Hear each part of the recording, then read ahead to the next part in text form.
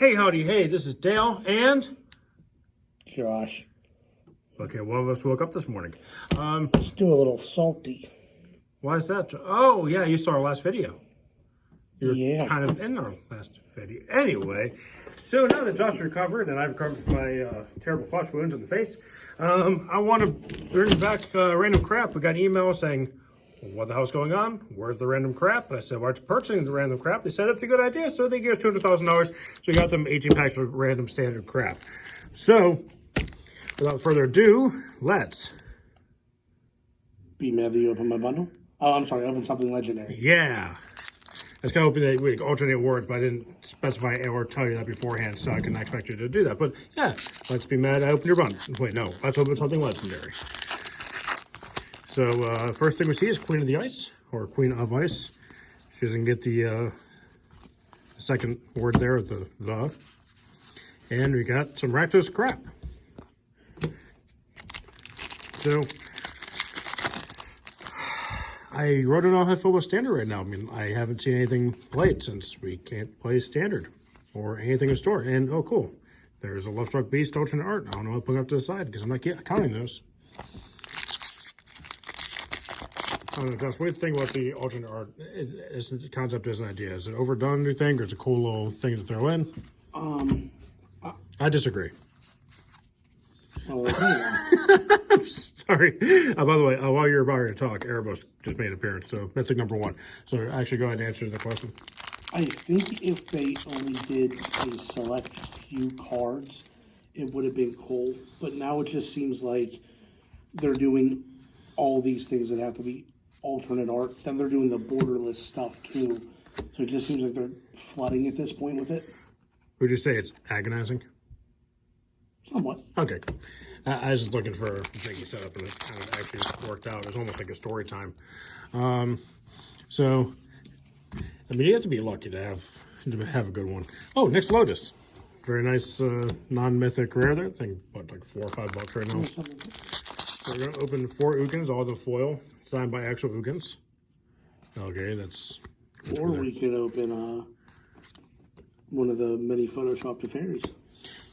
Yeah, that's right too. I forgot Instagram is a thing. So I kind of like the idea of alternate art, but like you said, like it should be like a handful of cards. I mean, it's on a card that said everything in landfall can have an alternate thing. So at least they kind of had like this is a specific thing. And then okay, hang on, I'm gonna get back to the point in a second. But when you get a foil planeswalker, you kind of stop talking for a second. And that's a foil Badgery cat right there, so worth about $5 because Badgery is cheap AF. But still, foil planeswalker is a foil planeswalker. I keep forgetting that Core 21 is backwards. AF. I guess, I don't know. I don't know what the cool kids say. Thanks for cool. Yeah, that's also a card in Magic. It is. So, and like you think with Core 21, they did the alternate arts when they said, hey, anything related to one of the Planeswalker, like Badger's Acolyte or whatever. Yep. So I thought that was kind of cool. Okay, Forward Passage. It also seemed like with the Core 21, they didn't do as many alternate arts. And so, I mean, you know, it was just a select full of cards, but it just seems like with Zendikar and even Ikoria, there's just a ton of alternate arts. Well, like I said, it was Zendikar. At least I kept it with a theme. At least said, like, hey, it's landfall, where Ikoria is like, anything and everything can be special. Especially at Mythos. Thankfully, those didn't have alternate arts. I would have been super ticked. Oh, cool. There's a great shark. Is this? No, it's the Shark Typhoon. Shark Typhoon. Yeah. Because that's the born shark. I still feel strong in my prediction that's seemingly still wrong, that Great Shark's going to end up being a bomb in mono blue. I still think it will be. That's actually a playmat that I think, not Ultimate Guard, no, Ultra Pro did a cool playmat for Fighters 1. Your chance to check it out, otherwise it's probably too late. Here's a Lava Bring Venturer. Still think it's a very undervalued card, made a 3/3 for 3. As battlefield, choose odd or even as protection for each converted mana cost of the chosen value. I think that's pretty cool. And there's the Dirge Bat alternate art. Speaking of alternate art, and it's a foil. I'll put that in the foil pile since it's not mythic.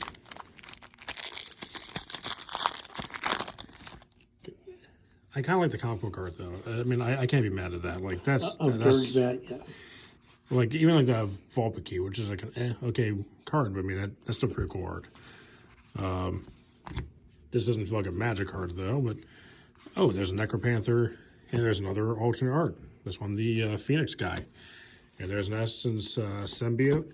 Now, the way to really get me on board is if they do a thieving out or alternate art. Yes. If they did that, I would stop complaining. But would it be as adorable? It better be even more adorable. It better be like a Build-A-Bear otter. And, okay, we've got Akiri, Fearless Voyager. It's a core warrior. I feel like I change my step every time.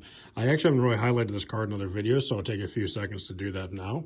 Whenever you attack a player with one or more equipped creatures, draw a card. You can pay a white. It's an activated ability. You may unattach an equipment from a creature you control. If you do, tap that creature and it gains indestructible time of turn. It's a 3/3 for a 3. Boros isn't really known for having a whole lot of great commanders.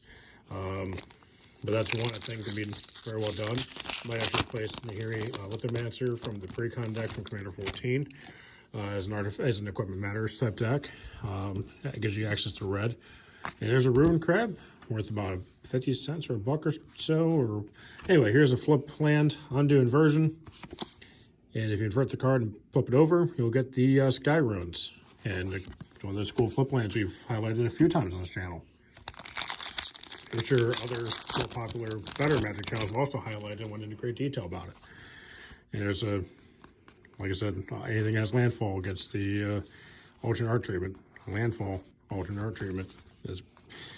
Here's Uncommons, Thunder Rebuke, another one of these flippy dippy guys. Luminarch Aspirant. Aspirant. And we got a Myria Captain Foil guy. Look how shiny he is. See, another issue of overfoiling, I think. Maybe, yeah, I still say so. If they did like just like the metal of the blades and then like that helmet and the little rune thing on the halo, that'd be kind of cool. But maybe some highlights in the back. But when the whole thing is just shiny and if the safety goggles just to look at the card, I think it's just kind of a little too much. Then you go back to like the first way they foiled when they did just like the border of the cards and the picture was non-foil. Those are... They didn't bend either. No. Those were amazing. Oh, is there a Sand the Trickster? A lot of people keep asking for this card. I don't know why. They can't play with it. And that's standard right now, going down the toilet.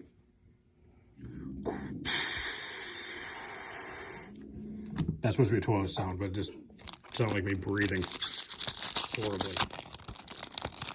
So I got a few packs left. Oops.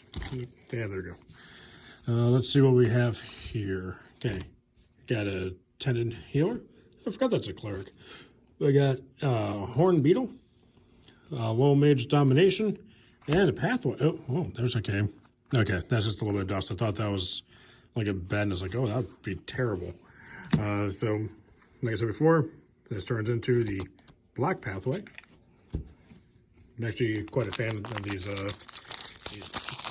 pseudo-dual lands, I guess, way of saying it. Wow, I open the pack and like, Josh, look at that. Like, off the bat, I see like at least 3 alternate arts. Yep.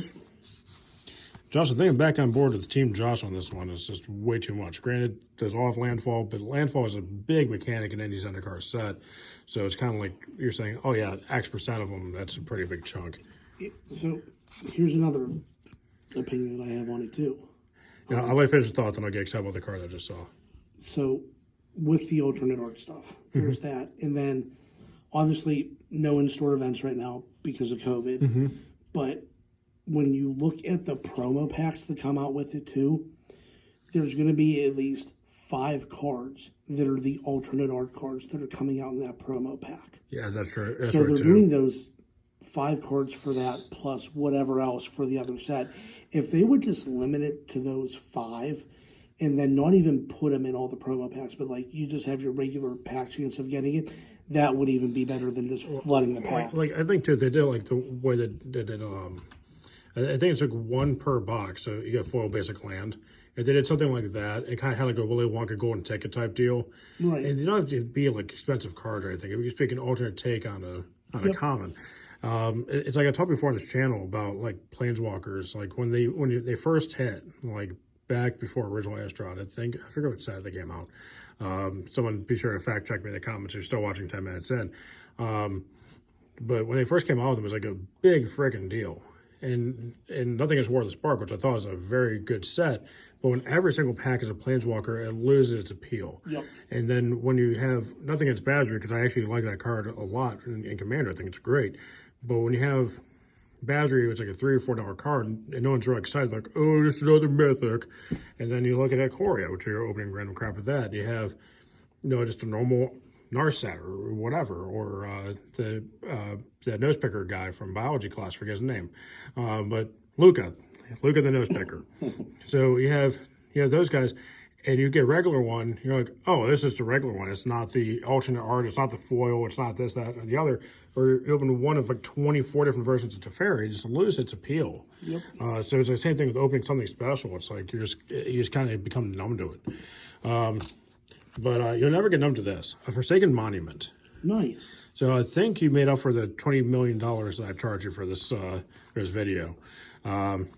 But no, in all seriousness, feel free to email the store if you have questions on how to get some of your random crap on the channel. We'll be more than happy to do that. In all seriousness, I joke about charging people out the wazoo for these, but it's like $4 a pack.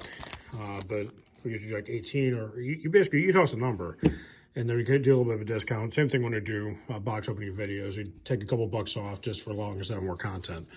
So I want to thank our patron for that. I also want to thank you guys for liking, commenting, subscribing. Thank you for hitting the little bell icon for letting you guys know when we do videos and getting notifications on your phone. Thank you for letting us blow you guys up.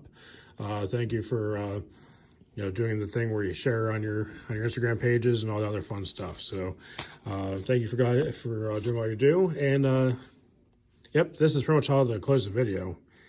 Hopes demise. Yep, that is exactly how this video should end. All right.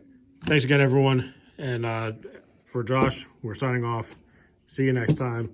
And yeah, please request more random crap because this is a lot of fun. I actually enjoyed this. And no mythos. Oh my God, this video was a success. There's no mythos. This is... okay, so you guys probably thought that was the end of the video. And normally, it would have been.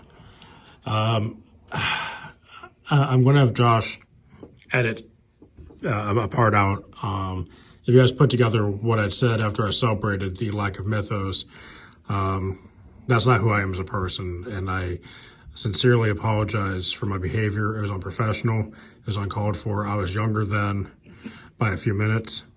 It does not reflect myself or the store in any way whatsoever. We want to make sure we maintain a nice, clean, safe, welcoming community where we allow cards of all walks of life, including mythos, on this channel.